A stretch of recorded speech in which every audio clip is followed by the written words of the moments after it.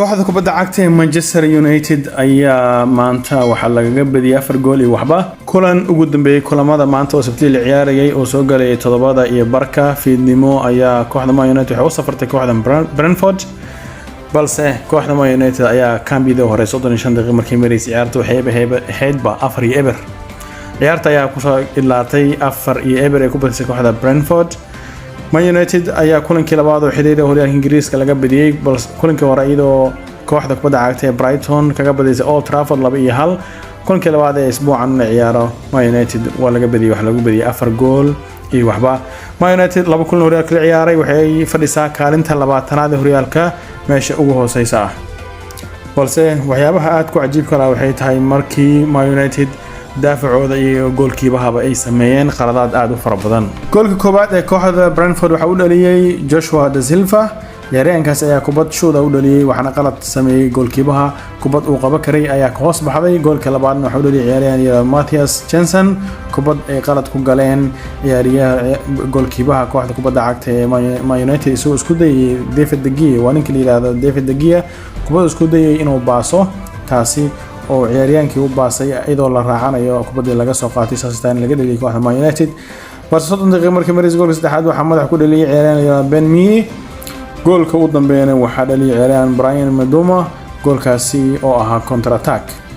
Kooxda Man United ayaa dadku aad u la yaabeen markii tababaraha kooxda kubadda cagta Man United oo bedelay ciyaaryahan Lisandro Martinez waxa la isweydiinayaa sababta uu bedelay ciyaaryahan oo isaga soo iibsaday oo ah ciyaaryahan aad u qaali ah oo kula soo wareegay 55 milyan oo pound. Sidee tababaraha kooxda kubadda cagta ee Man United oo u bedelayaa ciyaaryahan oo isaga soo iibsaday oo dooqiisa ah oo Harry Maguire oo kooxda Man United muddo sanada joogay oo u ciyaaraya waa su'aalaha la isweydiinayo. tababaraha miyuusan garanayn ciyaartooyda isaga oo rabo waxa la yaqaanaa tababaro cusub oo naadi yimaado inuu ciyaartooyda isaga oo rabo oo keensado balse ay ku dhacaysa ciyaaryahan Lisandro Martinez in bedel lagu sameeyo ciyaarta markii qaybta labaad la soo noqday balse wax badan ismaysan bedelin. kooxda Man United ayaa positionka ku raaxaysanaysay iyadoo kooxda Man United 67% ay lahayd positionka saasayna kooxda kubadda cagta ee Man United ayaa shoodka ugu badan ku riday goolka 15 shoot ay sameysay kooxda Man United balse hal kaliya ayaa ahaa big chance ama on target. sidoo kale kooxda kubadda cagta ee Brentford ayaa sidoo kale waxay sameysay 13 shoot iyadoo la dhisay 4. kooxda kubadda cagta Man United ayaa 4 gool ku laaday goolka kuwaas oo laga badbaadiyay halka kooxda Brentfordna ay 7 gool oo on target ay heleen balse 4 kamid ay dhaliyeen.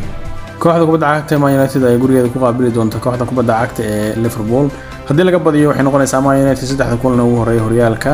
in ay guul darro ku bilaaban karto xilli ciyaareedkani. haddaba daawadeen maxay kula tahay Man United sanadkani kaalinta ay ka gali karto horyaalka Ingiriiska balse ma ku dhameysan doontaa kaalintii hore ee 6aad mise meel ka hoose ay ku dhameysan doontaa. taageerayaasha qaar ayaa dhahaya Man United waa inay hoos u dhigaan rajada ay kala yihiin inay ama horyaal u tartamaan ama tan faro soo baxaan maadaama tababaraha uu cusub yahay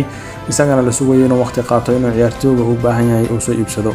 waad ku mahadsan tahay daawashada barnaamijka fadlan subscribe saar channelka hadaad ku cusub tahay sidoo kale like saar videoga si uu asxaab fara badan u gaaro.